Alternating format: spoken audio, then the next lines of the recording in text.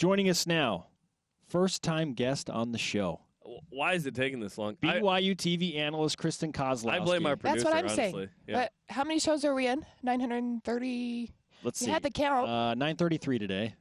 933 shows. Ben Bagley is the name of the producer. I'll take that up with Ben. Yeah. Blame him. Blame him as he raises his eyebrows in the truck right now. He can raise a lot more than that. Well, one, forgive us for waiting too long to bring your expertise on the show. Now wait a minute. Hold on. I got to interrupt you. Spencer went to break saying you've scored the most points in a game in I have. High school basketball season. Yeah. You and I did games for 3.5 years on BYUtv. I had no clue. Well, How if many you how many were as points? close with Kristen as I am now, Jeremy, you would know something Wow. like that. Ask Okay. who it was against. Who was it against? Northridge. Oh, Northridge. Yep. Yeah, what's up? My high school. How many points? Yep, 47. 47? And none of them on three-pointers. Wow. Yeah. You can't shoot threes? No, and back then they didn't. I'm just playing. No, now I can. 47 But back then points. they didn't need threes. Yeah. 3 quarters. You didn't play the fourth? No. Not to get to 50 or anything? No, I had no idea till afterwards. So my coach- 47 my coach didn't points even know. in 3 Your coach quarters. Didn't know? Nope. Were you the original lady gymmer? I wouldn't go that far, but I tried. I 47? tried. Wow. Street cred. Boom. Yeah, right? Wow. Absolutely. We've raised our level with So Kristen impressed. Kozlowski on the show today. So, yeah, we're sorry for waiting so That's long. okay. We've learned our lesson. You are here, and now you can say you've led a full life because Yes, you've been I part have. of BYU Sports bucket Nation. list. Check it off. BYU opens play on the women's side against San Diego. What do you expect in the third meeting between these two teams today? Well, BYU swept that series. I think that they're going to come in fired up. Coming off that momentum win against Gonzaga, you know, they kind of have a similar problem that the men do because they don't have a lot of depth on the bench. So their big three have to play well. That's Pulsifer, Broadhead, and Purcell. When those three show up, they're very tough to defend. 18-point wins in the first two. Is there real danger that San Diego could upset BYU here? Watching them yesterday, I think for sure. You saw how they played yesterday where they came out on fire. They're a defensive-minded team. Cindy Fisher does a fantastic job with San Diego. She's going to have her team ready, whether it's changing up the game plan defensively, but she is really going to come into this game having her team prepared.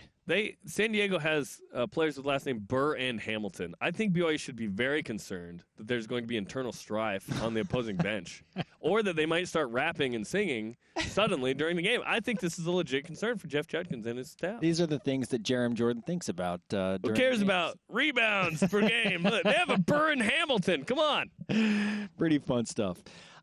Jeff Judkins brought up a great point with this yesterday. Over the last few years, the 1 or the 2 seed has not won this tournament. 6 seed San That's Francisco crazy. won last Yeah. year. It's wide open and fun, right? 5 seed BYU won the year 2 years before ago. that. Yeah. So with the way the tournament is outlined and the brackets and all that stuff, it kind of makes it tough, right, for the top seeds. BYU's a 2 seed. Like, what kind of a chance do you give them to win this whole So thing? based off that, St. Mary's 3 seed played last night. They won't play till Monday. So they have a So weird. really great chance of winning this thing because of their situation. But I think for BYU, it goes back to that depth. If that depth can carry them through this game, but then also on Monday and Tuesday, then I think they can do well. But they haven't had that bench production, that depth, which they need. They need a spark, somebody on the bench that can come in and produce. In the women's tournament, it's more likely for you to kind of regroup and play a better game that next couple days later or whatever than it is on the men's side. The men can invest Saturday. Sunday, they're going to do a walkthrough, and they wouldn't have a formal practice. They'd have an informal practice, right?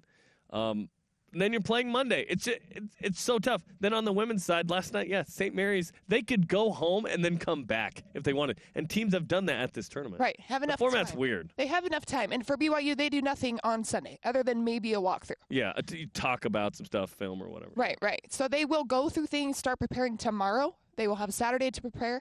Won't do much on Sunday, and then they'll show up and play Monday. Kristen Kozlowski with us on BYU Sports Nation, looking ahead to the BYU San Diego game, which tips off at approximately 5 p.m. Eastern live on BYUtv. Cassie Broadhead, West Coast Conference Player of the Year, 4th consecutive Player of the Year in the WCC from BYU. Crazy stat, right? She lost a front tooth on Saturday, took a gnarly elbow to the front, came back in the game, and that just kind of showed you the personality that she has. What do you think she's going to do after that knock to the head in game number 1 here in the tournament? Well, I think she's going to be the Broadhead we've seen all season. She's been the most consistent player for BYU all season. Purcell and Pulsifer have been a little bit up and down, but I think for Broadhead, she's fired up right now. And as a junior to come in 4 points per game last year and now 18.2 points per game to lead the conference. I mean, that just shows you the type of player that she's evolved into and how she's worked on her game in the offseason. Yeah, Jerem kept asking, who's going to take Lexi Rydalch's shots?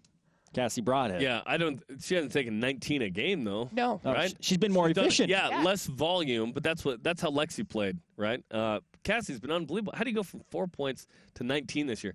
Then you have, like you said, Kalani Purcell, triple-double threat, Pulsifer. I think what is it about Jeff Judkins and his staffs that prepare his team for this tournament so well? Because BYU always plays great in this tournament. Well, they recruit well, and I think their preseason carries over in the postseason. Even though it's a ways away, it's a couple months ago in November, they played some tough teams out of the Power 5 conferences.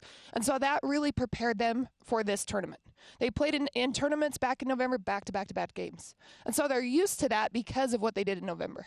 Oklahoma, Washington, Oregon State. Yeah. Yeah, two Final Four teams from last year. In fact, at one point, Jeff Judkins was like, I probably scheduled a little bit too hard. Yeah, and it's a one-bid league. So unless BYU wins the tournament, they're not going to the NCAA tournament. Okay, we'll finish with this, Kristen. True or false? A team not named Gonzaga or BYU will win the West Coast Conference tournament. I'm going to say false. I think it's going to be one of them. You think it's going to? You think it'll change? The trend will change. The one or the two is going to win this year. I do. I think Gonzaga's has that depth. They have the inside presence. They also have the guard line to support the inside. But then for BYU, if those big three can show up, they get a little depth and a little production from the bench. I think they're going to match Gonzaga pretty well. And the fans show up from Gonzaga for the women's games too. We're going to see that at noon Eastern. Or, 3 Eastern. You guys call that game. Yeah, noon Pacific. Yeah. You got a couple of hours. So, rest your voice. It's going to be another fun, long day. It's 2 hours. It's not that much. Kristen called 3 games yesterday. Wow. Yeah, that's impressive. Kristen, thanks. Yeah. Great to have you on the show. Hey, maybe we'll do it again sometime. Yeah. Soon. 1 year. Yeah. Let's not wait that long. We'll do it again in another 933 shows. Well, that's up to Ben,